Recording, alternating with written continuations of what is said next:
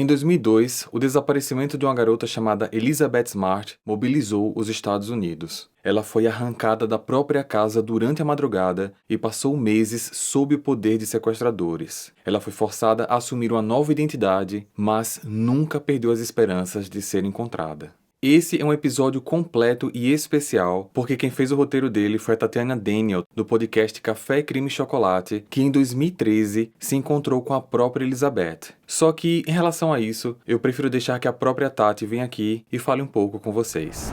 Olá, pessoal do Arquivo Mistério. Eu sou Tatiana Daniel, do Café, Crime e Chocolate, um podcast também sobre crimes reais. E estou aqui hoje porque o Fábio vai contar para vocês uma das histórias que mais me impactou. O sequestro de Elizabeth Smart. Essa história eu fiquei sabendo pela primeira vez pela própria Elizabeth. Ela visitou a minha cidade em 2015 e deu uma palestra contando todos os detalhes de tudo que passou durante seu período em cativeiro.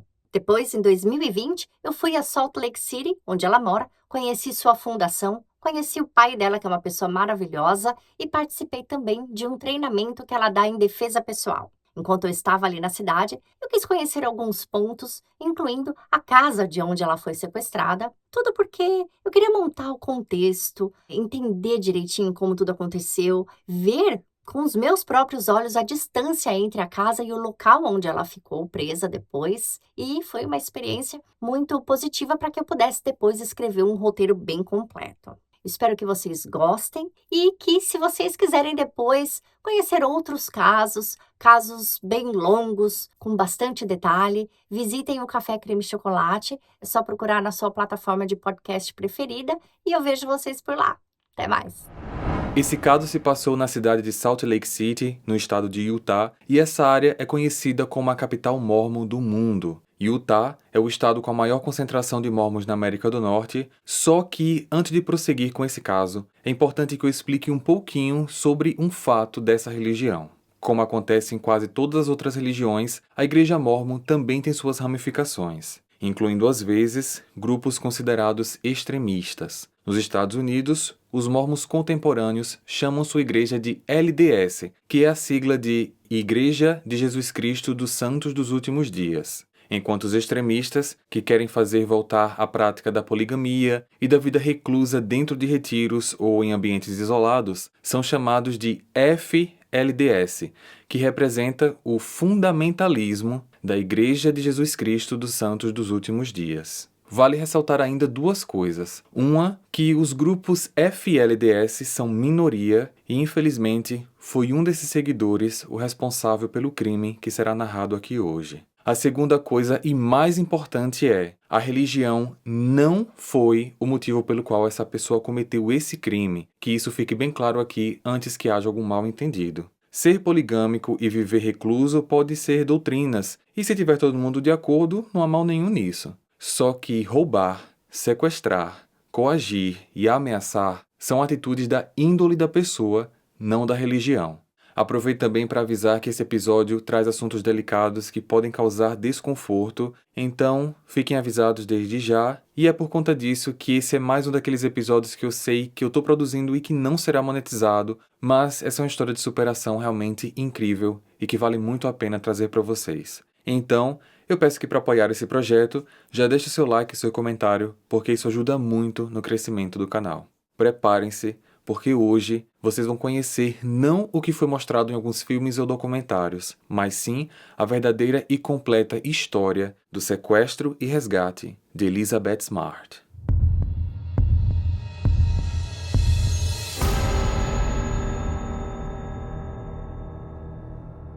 No ano de 95, o casal Ed e Lois Smart escolheu uma casa enorme em Salt Lake City, Utah, Estados Unidos, para criar seus 5 filhos: William, Elizabeth, Edward, Mary Catherine e Charles.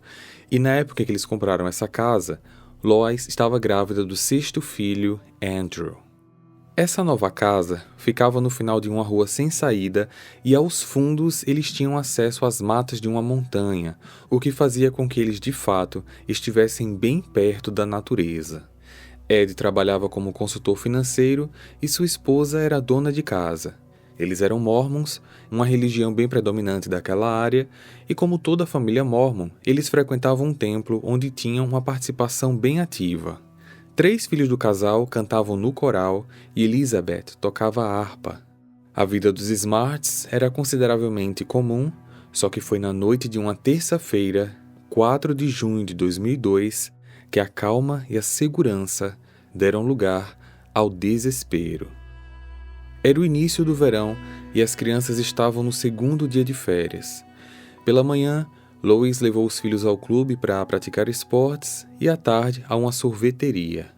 À noite, já em casa, a família jantou, como era de costume, rezaram juntos e por volta das 10 horas, todos foram dormir. Os 2 filhos mais velhos dividiam um quarto, os 2 mais novos dividiam um outro e as meninas Elizabeth e Mary Catherine um terceiro quarto. Naquela noite, deitada em sua cama, coberta do mais profundo sentimento de segurança, Elizabeth Ann Smart acorda com o frio da lâmina de uma faca gelada encostada em seu pescoço, ao mesmo tempo que um homem sussurrava em seu ouvido. Não faça barulho, eu te mato. Mato você e toda a sua família.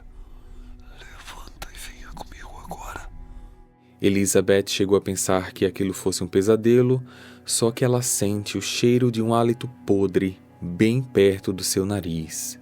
Tudo aquilo era real. Ela obedece, o homem a leva para o banheiro do quarto e pede para que ela calce um par de tênis. Agora você vai comigo até a cozinha. Se fizer qualquer barulho, eu te mato. Com a faca em suas costas, Elizabeth caminha com o estranho pelos corredores da própria casa e, com lágrimas nos olhos, ela passa pelo quarto dos pais em total silêncio. Ao chegar na cozinha, eles saem pela porta dos fundos. Lá fora, aquele homem conduz Elizabeth em direção às montanhas. Quando eles estavam a uns 100 metros da casa, ele pegou uma mochila que estava escondida em uma moita e, nesse momento, com a luz da lua, Elizabeth reconhece o seu sequestrador. Você não é um homem que, na semana passada, consertou o telhado da nossa casa? Sim, sou eu, Emmanuel. Agora você vai subir a montanha comigo e eu não quero ouvir mais nenhuma palavra até a gente chegar lá em cima. Se você correr, eu te pego. Se gritar, eu te mato e depois mato toda a sua família. Se você quer o bem deles, faça tudo o que eu mandar. Elizabeth não sabia do que sentia mais medo, se era da faca enorme que ele segurava, das ameaças, do medo de perder a família. Ela simplesmente cumpriu todas as ordens. Os 2 passaram a madrugada subindo a montanha.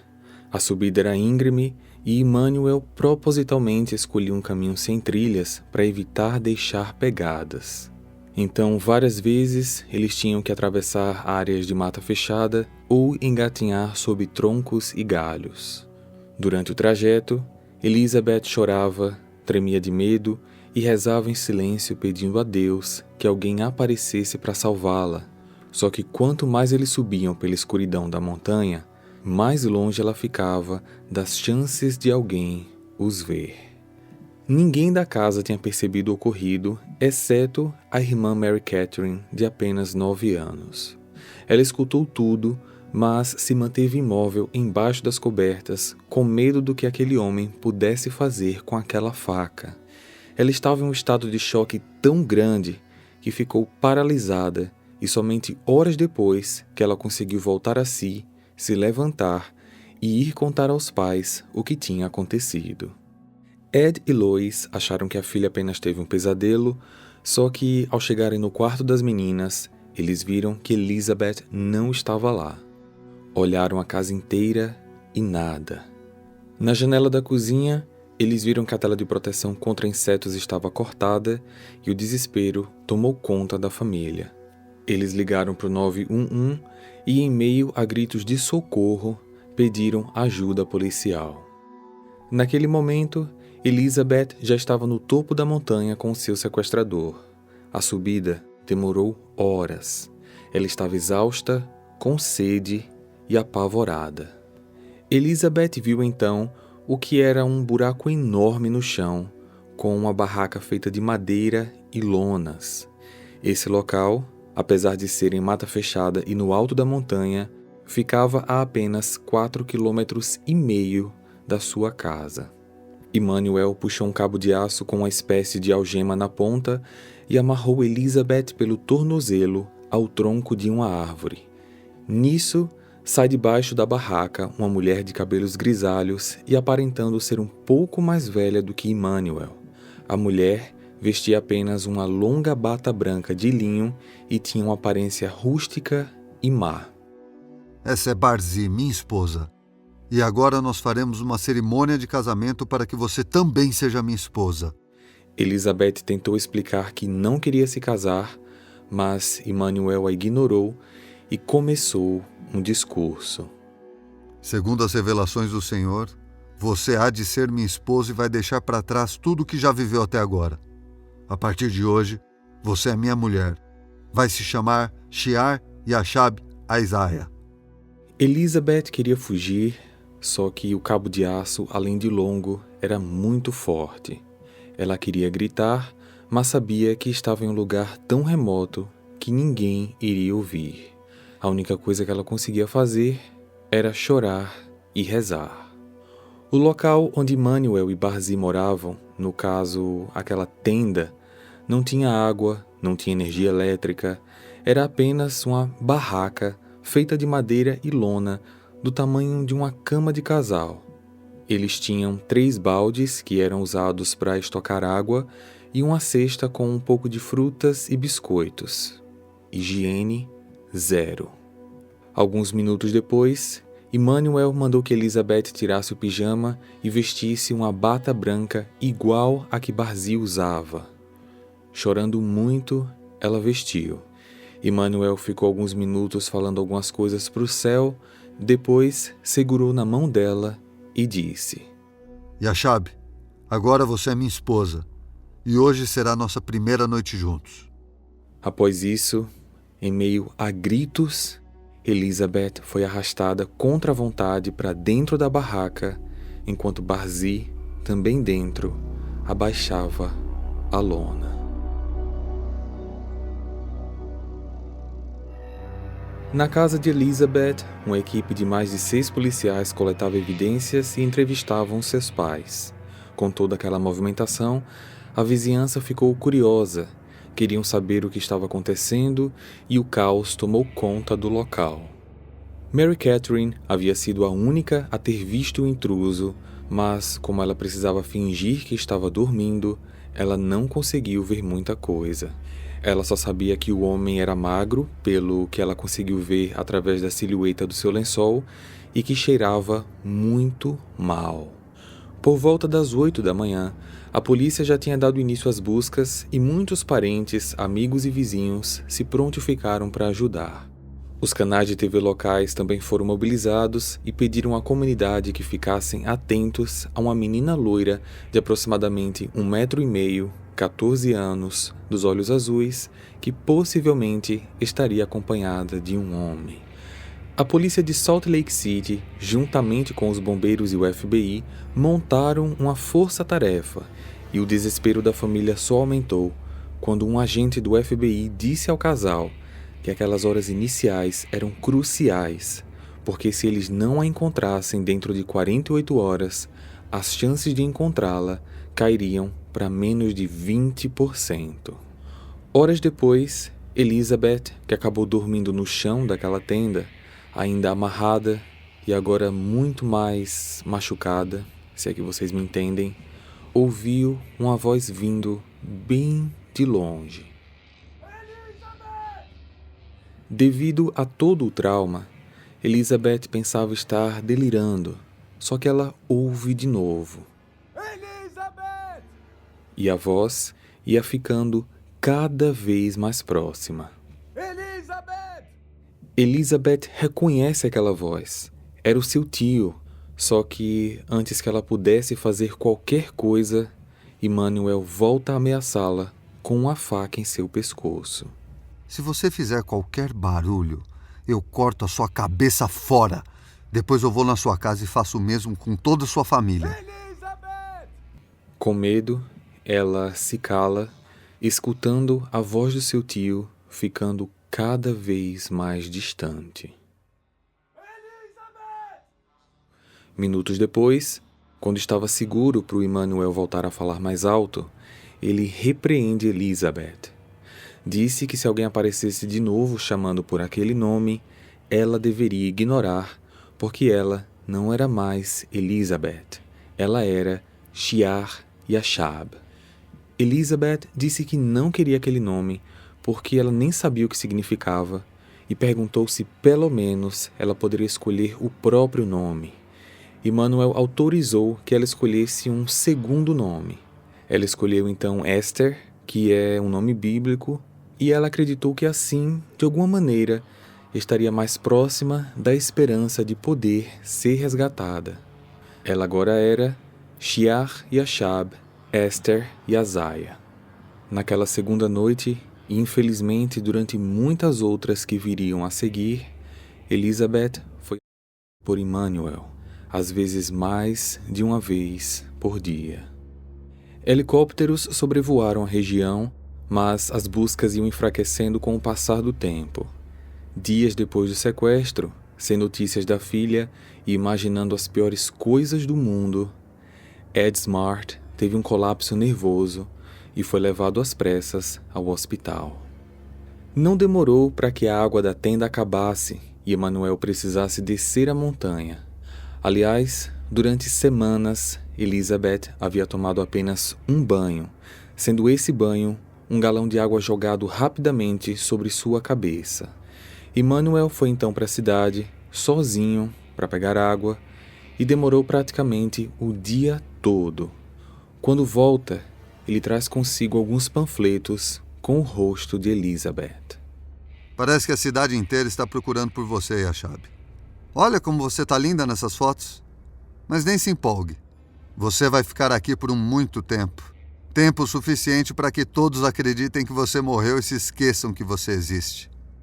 Na cidade, a polícia tinha agora um suspeito, Richard Albert Rich. Richard tinha trabalhado como pedreiro na casa dos Smarts e a polícia conseguiu 2 fatos sobre ele. Um foi que no dia 30 de maio, 5 dias antes do desaparecimento, ele havia alugado um carro e devolvido no dia 5 de junho, um dia depois do sequestro, com mais de 1.500 quilômetros rodados.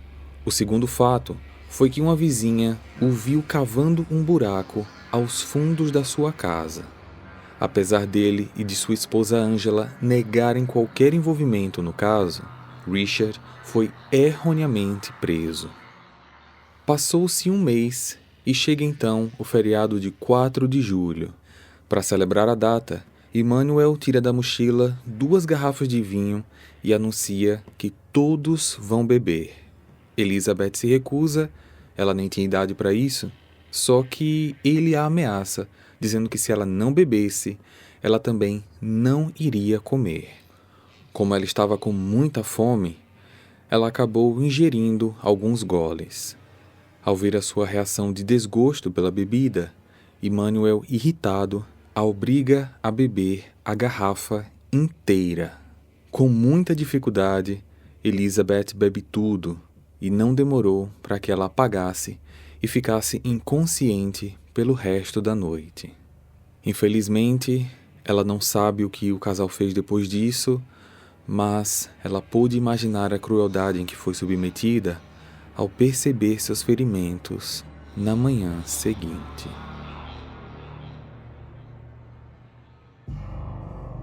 A rotina da tenda era praticamente a mesma todos os dias. Emmanuel e Barzee acordavam por volta das 5:30 da manhã, acordavam Elizabeth, comiam biscoitos ou frutas e Emmanuel começava sua pregação.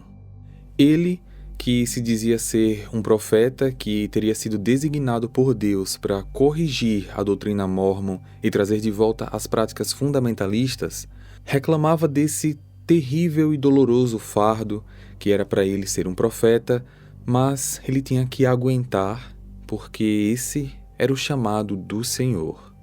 Deus havia o designado para revolucionar os tempos e o instruído a obter 7 esposas. Essas esposas deveriam ser mormons, virgens, puras, e ele precisaria descendê-las para que depois Deus pudesse ascendê-las. E o que Emmanuel queria dizer com descendê-las? Era levá-las ao mais baixo nível possível da condição humana, tirá-las tudo, para que na ascensão elas pudessem ganhar, renascer na verdadeira pureza de uma nova vida. E num determinado dia, após uma das suas pregações, Emmanuel resolve fazer um anúncio. Deus havia lhe dito que era a hora de adquirir uma nova esposa, ou seja, hora dele sequestrar mais um inocente. Ele anuncia que a sua nova esposa seria Olivia, uma prima de Elizabeth, da mesma idade que ela e que também morava em Salt Lake City. Agora vamos abrir um parênteses aqui para dizer o quanto sem noção esse cara era. A cidade inteira em alerta e ele vai no mesmo bairro fazer a mesma coisa com uma pessoa da mesma família.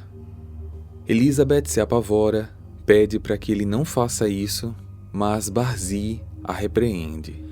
No início da noite, Emmanuel troca a bata de linho branca por uma calça e camiseta, a mesma roupa que ele usou para sequestrar Elizabeth, e então desce para a cidade. Emmanuel rodeia a casa de Olivia, tenta abrir as portas, mas elas estavam todas trancadas. Ao tentar a janela, ele acha uma na cozinha destrancada. Ele então corta a tela de insetos, só que ao entrar, derruba um vaso que estava posicionado logo abaixo, e com isso, ele achou que tinha acordado alguém na casa.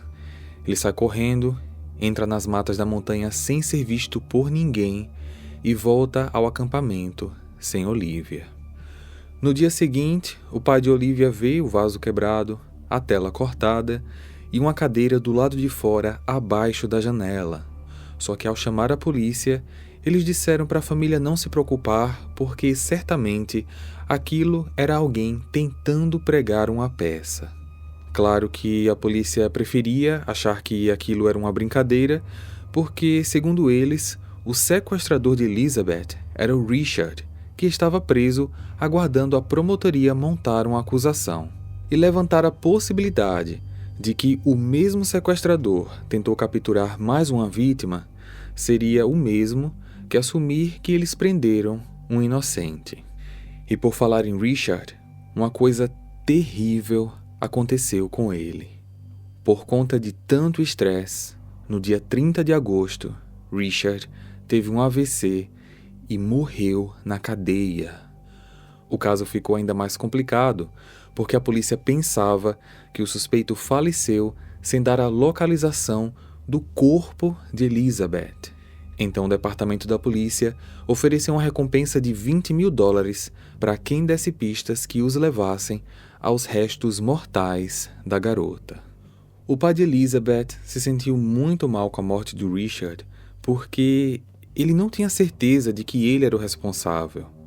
As pistas apresentadas eram rasas e ele sentia que a polícia preferia focar no Richard do que continuar demandando equipes de buscas.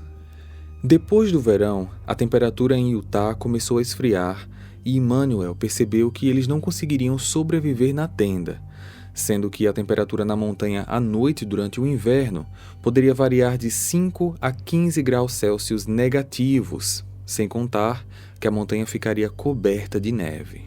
Então, Emmanuel acorda e diz que Deus o alertou para que eles se mudassem para as ruas de Salt Lake City, buscando por algum alojamento embaixo de pontes. Olha só, pessoal, hoje a gente sabe que essa situação de que Deus lhe disse, Deus o alertou, era pura conversa.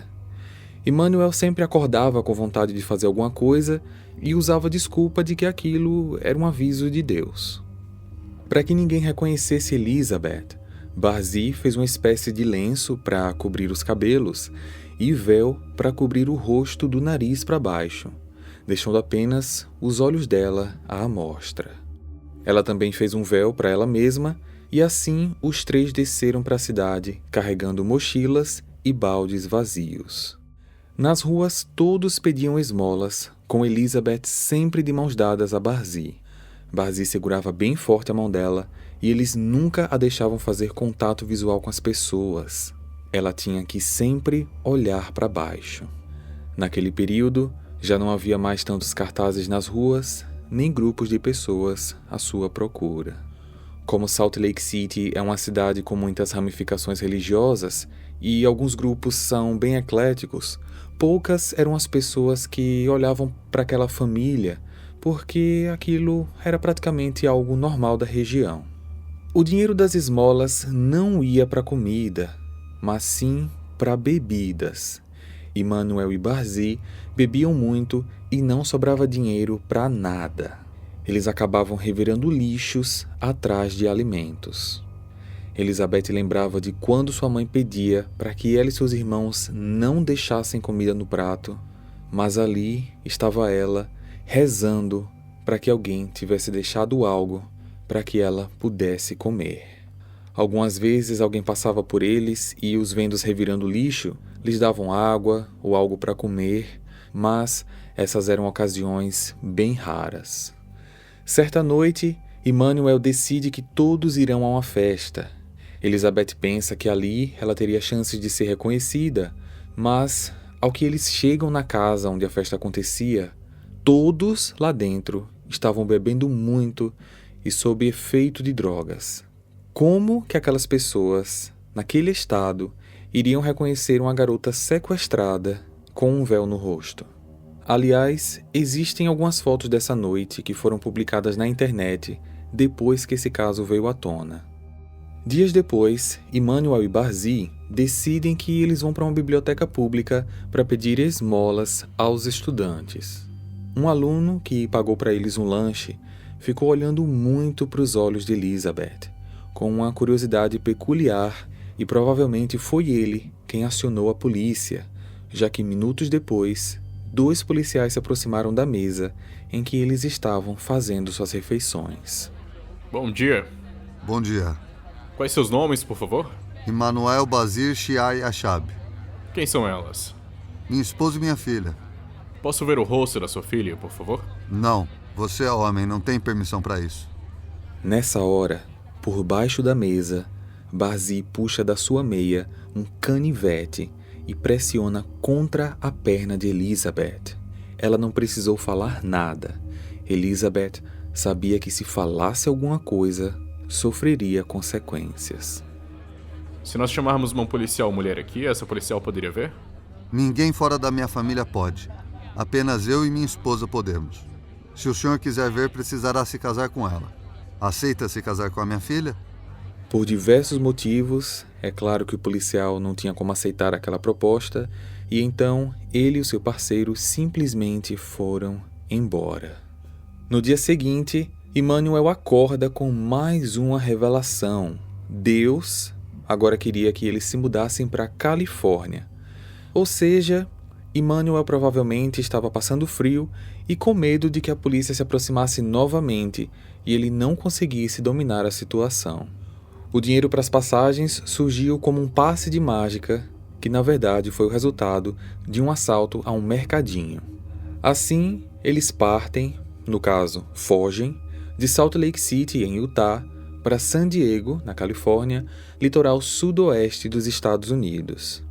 Na última semana de novembro, no feriado de Ação de Graças, pessoas montaram tendas de refeições para atender moradores de rua. Aquela foi a primeira vez em quase 6 meses que Elizabeth comia um prato de comida de verdade, comida quente. Ela se recorda de que aquela foi uma das comidas mais gostosas que ela já tinha experimentado em toda sua vida. Passados alguns dias, Emmanuel foi visitar o Templo Mórmon de San Diego e volta de lá com a revelação de que a sua próxima esposa estaria naquela cidade. Ele novamente elabora um plano, sai à noite, mas felizmente retorna sozinho e, infelizmente, com muita raiva. Naquela noite, mais uma vez, como várias outras que eu não venho relatando aqui, mas que vocês já devem imaginar, Elizabeth foi novamente.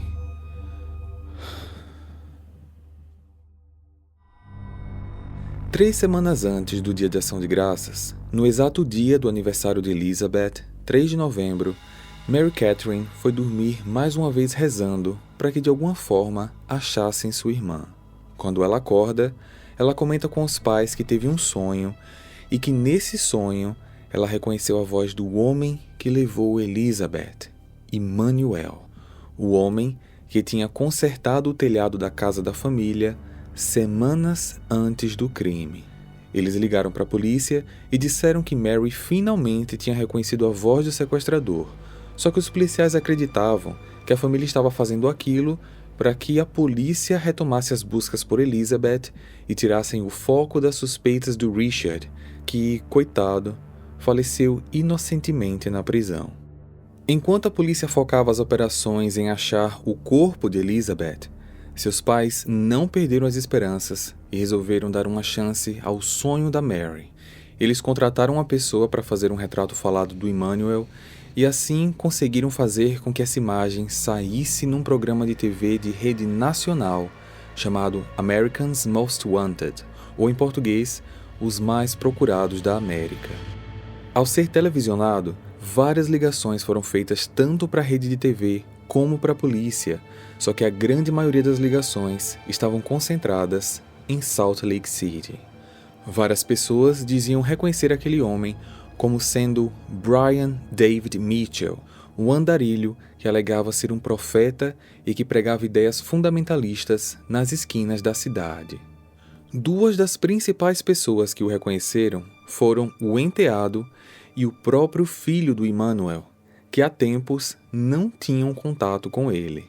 Os dois não só o reconheceram, como acrescentaram que ele seria sim capaz de roubar, sequestrar e, quem sabe, matar. Agora a polícia tinha várias ligações e pistas que não poderiam ser ignoradas, e uma caça ao Emmanuel, no caso, Brian, começou. Só que, antes que a gente prossiga com o momento emocionante e inacreditável do resgate de Elizabeth, é muito importante que eu fale agora sobre esse homem para que a gente possa entender um pouco essa mente perversa. Brian nasceu em 1953. Tinha 5 irmãos, sua mãe era professora e o seu pai assistente social. O casal era mórmon, não fundamentalista, e eles eram uma família muito decente e respeitada na comunidade. Seus irmãos descrevem os pais como carinhosos, dedicados, sem qualquer tipo de violência doméstica. Só que Brian era desviado, se metendo em brigas desde pequeno, confusões na escola e na rua. Aos 19 anos, sua namorada engravidou, eles se casaram, tiveram outro filho, mas eles se separaram logo depois. Anos mais tarde, ele conhece a sua segunda esposa, Debbie, que já tinha 2 filhos e juntos o casal tem mais 2 filhos. Aos 27 anos, Brian encontrou um dos seus irmãos que havia voltado de uma missão feita pela igreja mórmon. Durante a missão, ele conheceu muitos lugares e Brian ficou enciumado do irmão estar tendo tantas oportunidades e ele não.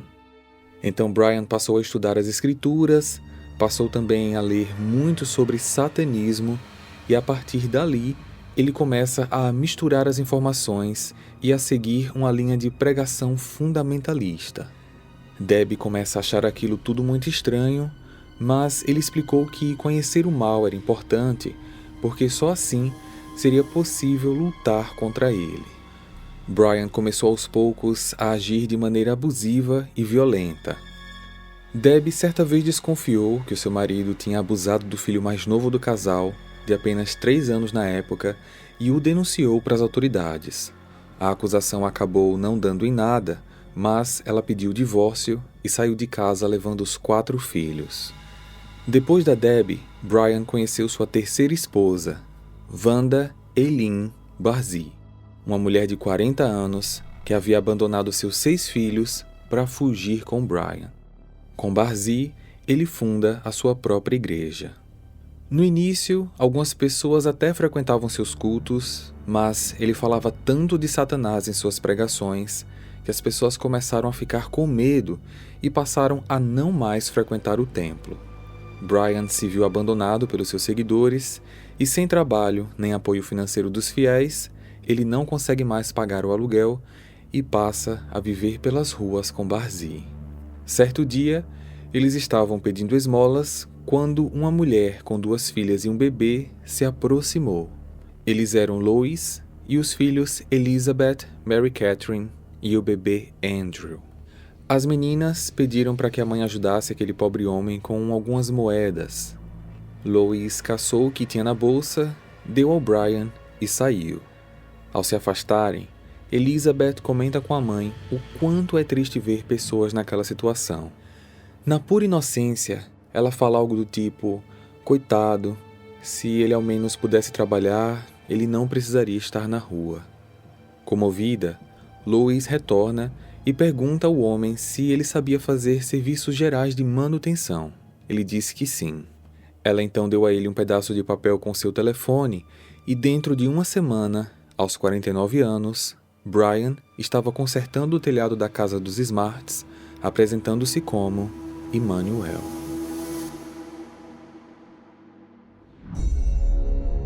No dia 12 de março de 2003, 9 meses depois de cometer o sequestro, descontente com a vida em San Diego, sem imaginar que seu rosto estava estampado em vários canais de TV e achando que as buscas por Elizabeth já tinham sido encerradas, Brian decide voltar para Salt Lake City e, pela primeira vez, Elizabeth dá uma sugestão. Ela sugere que os 3 pegassem caronas ao invés de irem de ônibus.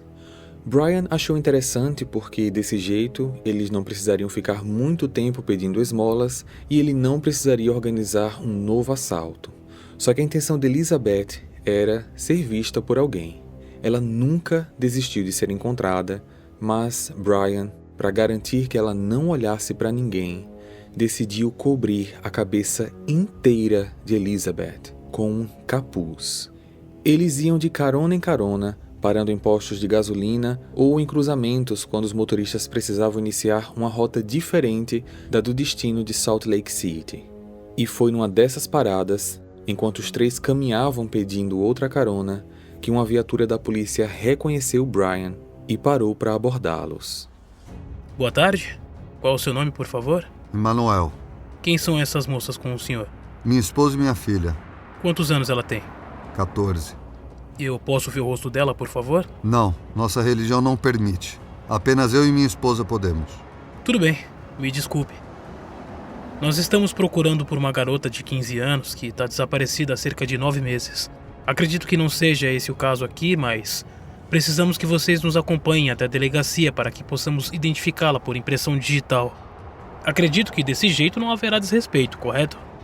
Nesse momento, Barzee, que está de mãos dadas com Elizabeth, aperta as mãos da menina com tanta força que chega a cravar as unhas na pele dela.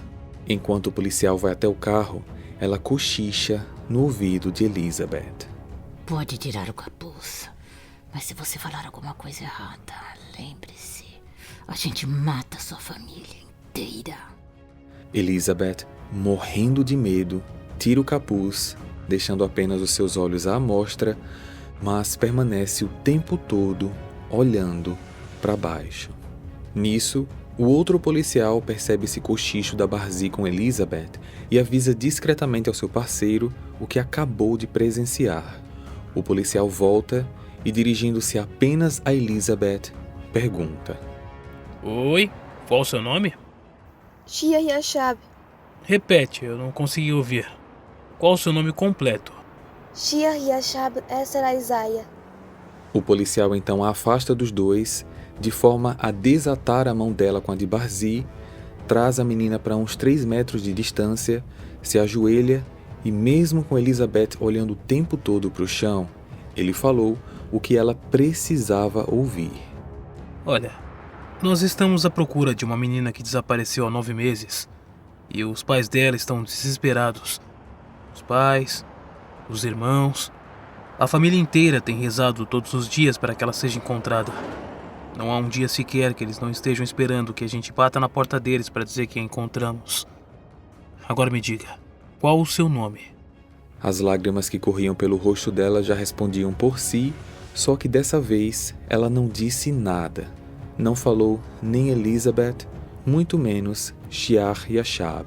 Mesmo assim, ele insiste. Olha, ninguém aqui vai te machucar. Nós estamos aqui para te ajudar. Eu só preciso que você me diga o seu nome.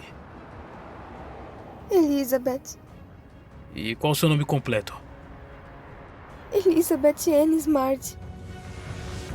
Imediatamente, o policial sinalizou ao outro colega e os dois, apontando suas armas ao casal, algemaram Brian e Barzee. Eles pediram reforços, pois não queriam levar os três para a delegacia na mesma viatura. Aos prantos, livre daquela bata e dos seus sequestradores, Elizabeth chorava aliviada. Elizabeth teve que passar por um exame de corpo de delito que apresentou resultados dolorosos. Ela estava magra, pálida, sem banho e principalmente machucada física e psicologicamente. Seu pai foi avisado do resgate e, em desespero, mas sozinho, com medo de ser um engano e não querendo dar falsas esperanças à sua esposa, foi até a delegacia. Elizabeth conta que esse foi um dos momentos mais felizes e indescritíveis de toda a sua vida. No entanto, seu pai Ed contou tempos depois em entrevista que aquele foi o momento mais estranho que ele já vivenciou. Para ela, aquele era o seu pai, o mesmo que ela abraçou, pediu bênção e deu boa noite horas antes de ser sequestrada no dia 4 de junho de 2002. Só que para ele, aquela menina, naquele estado, não parecia fisicamente a filha que ele colocou para dormir. Mas foi quando ele a ouviu o chamando de pai que o seu coração se partiu em pedaços. Minutos depois, ele avisou a esposa e a toda a família que Elizabeth estava sã e salva. Nos anos seguintes, Elizabeth encontrou em sua própria família e no prazer da música o apoio necessário para se curar de todas as suas feridas. Ela terminou o colégio, foi para a faculdade e se formou em música. O julgamento de Brian e Barzee demorou quase 8 anos para ter início, o que aconteceu em novembro de 2010. Pelos crimes de sequestro, tortura e cárcere privado, Brian David Mitchell foi condenado à prisão perpétua. Pelos crimes de acessório a sequestro e acessório de cárcere privado, Wanda Barzee foi condenada a 15 anos de prisão, ambos sem direito à liberdade condicional. Como Barzee já estava cumprindo sua prisão desde 2003, a sua libertação estava programada para 2018, só que devido ao bom comportamento na cadeia, ela conseguiu através dos advogados que a sua saída fosse antecipada em 1 ano. Ela se tornou livre em 2017, continuou morando em Salt Lake City em casas de apoio social e os seus filhos, aqueles que antes ela tinha abandonado, nunca a visitaram na prisão e fazem questão de não ter qualquer contato com ela. Brian ainda cumpre sua pena perpétua em uma prisão federal de segurança máxima em Tucson, no Arizona. Lembram-se do Richard, que morreu na prisão sendo acusado de um crime que não cometeu? Sua esposa, Angela, nunca conseguiu aceitar a morte do marido por conta do erro da polícia. Ela, que nunca teve contato com drogas, se tornou uma dependente. No decorrer dos anos seguintes, ela recebeu uma indenização de $150 mil pela falha cometida contra o seu marido. Só que em 2015, ela foi encontrada sem vida em seu apartamento em Utah após uma overdose de drogas e medicamentos. Em relação a Elizabeth, ela se manteve reclusa com a família enquanto ainda não completava a maioridade, mas após isso e depois de muitos anos de acompanhamento psicológico, ela se tornou uma mulher forte que faz o possível para ajudar outras pessoas. Ela se tornou ativista e, em 2011, criou a Fundação Elizabeth Smart. Essa fundação ajuda ativamente na luta contra a violência sexual através de projetos e programas educacionais, oferecendo inclusive cursos extras de defesa pessoal. Em 2012, Elizabeth se casou com Matthew Gilmore, um rapaz que ela conheceu em 2009 durante uma viagem missionária da igreja. Hoje, o casal tem 3 filhos, Chloe, James e Olivia. Assistindo a reportagens dela, a gente consegue perceber o quão madura ela é em relação a esse assunto. Ela não tem medo nem vergonha de falar, porque ela sabe que esse espaço, hoje dado a ela, é a oportunidade que muitas famílias podem ter para se prevenir de situações de risco. Ela nunca deixa que o assunto seja esquecido e lembra que isso pode acontecer com qualquer um, assim como aconteceu com ela, que estava segura ou achava que estava dentro da própria casa. A história de Elizabeth Smart rendeu diversos livros, sendo 3 deles os mais referenciados pelo público.